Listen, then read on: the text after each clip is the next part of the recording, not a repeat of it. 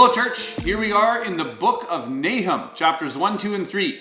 And I want to look at this book kind of as an overview and make some points kind of that will relate throughout the book, rather than just maybe breaking it down by chapter, because I think this book is easiest to read when we just kind of read it as a whole and look at the whole of what God is trying to do here. Now, what I want us to see in verse 1 is you can see that this is an oracle concerning Nineveh. And where do our minds go as soon as we hear Nineveh? We right away think about Jonah and the preaching that he did. And Jonah's preaching, as far as we can tell, scholars would agree, is about 100 to 150 years before the book of Nahum is written. And what I want us to see is that Nineveh, back in the time of Jonah, would have repented at his preaching there. The book of Jonah was directed entirely at the city of Nineveh. And they did repent when he came to preach there.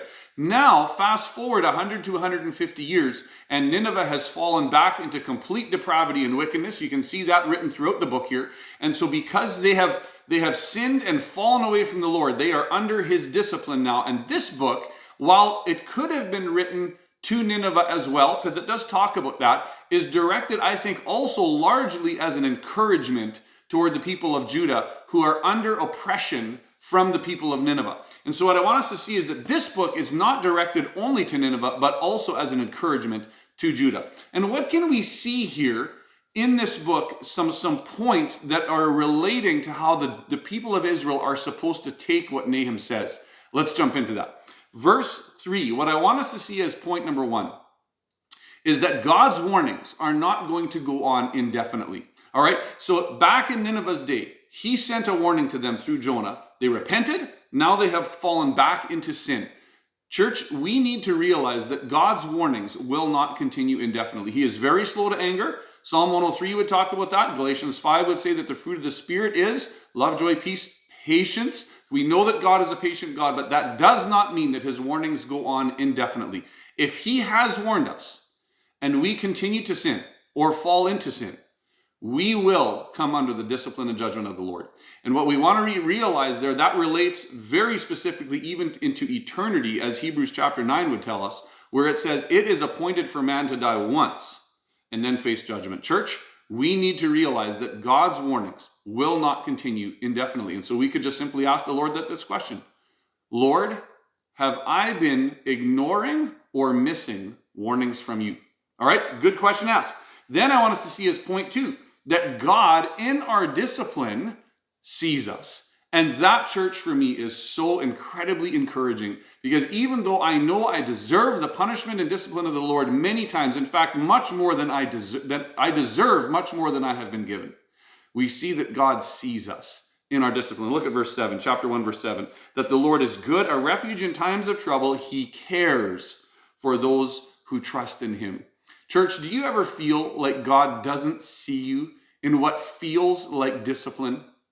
I want to encourage us today that God sees us and cares for us deeply, even when we come under discipline. I often think about back when I was a child and my father would discipline me. It was so wonderful to know that even in the discipline, I knew my dad did it because he loved me so much. And he was ultimately concerned about my desire to follow Jesus, not just keeping me comfortable in the moment. And that is exactly how our Father in heaven operates as well. He cares so deeply for us in the moment, but his ultimate purpose, his ultimate goal is to ready us for eternity. And so we could just thank the Lord this morning or this day by just simply saying, Father, thank you that even in my discipline, you see me and care for me.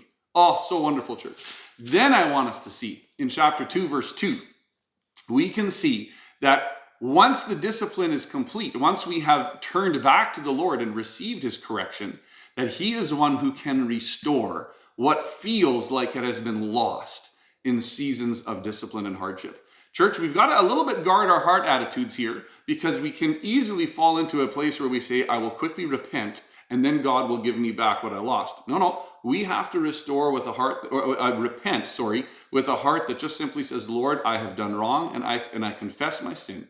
But the wonderful thing about God's nature is that he is a restoring God. And when we genuinely repent, he says here that he will restore splendor. And because he owns all things, Psalm chapter 50 would talk about that he owns the cattle on 1,000 hills. Proverbs 13 would say that a good man leaves an inheritance to his children's children, but the wealth of the wicked is stored up for the righteous. Church, God is able to restore that which feels like it has been lost. And so don't ever let yourself feel like you are in a situation of incredible discouragement in a season of discipline and think to yourself, oh, all is lost. God is so wonderful that he will restore. And so we could just thank him today and just say, Lord, thank you that you are able and promise to restore that which has been lost. And finally, what I want us to see in chapter 3 here is that God is one who watches over plans made against us. All plans that are made either to our benefit or to our hurt are subject to the will of the Lord for us when we trust in him. And that is an incredibly wonderful promise, because church, sometimes it can feel like that which has come against us might all of a sudden completely overwhelm us. And what we want to see here is that no weapon formed us. I believe it's Isaiah 54, where it says, no weapon formed against us will prosper.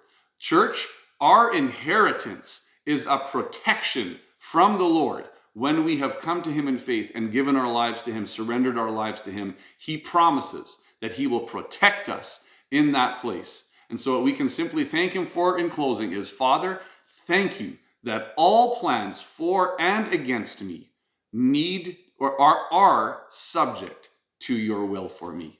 Hallelujah, church. Let's celebrate the Lord today and walk with him in obedience today.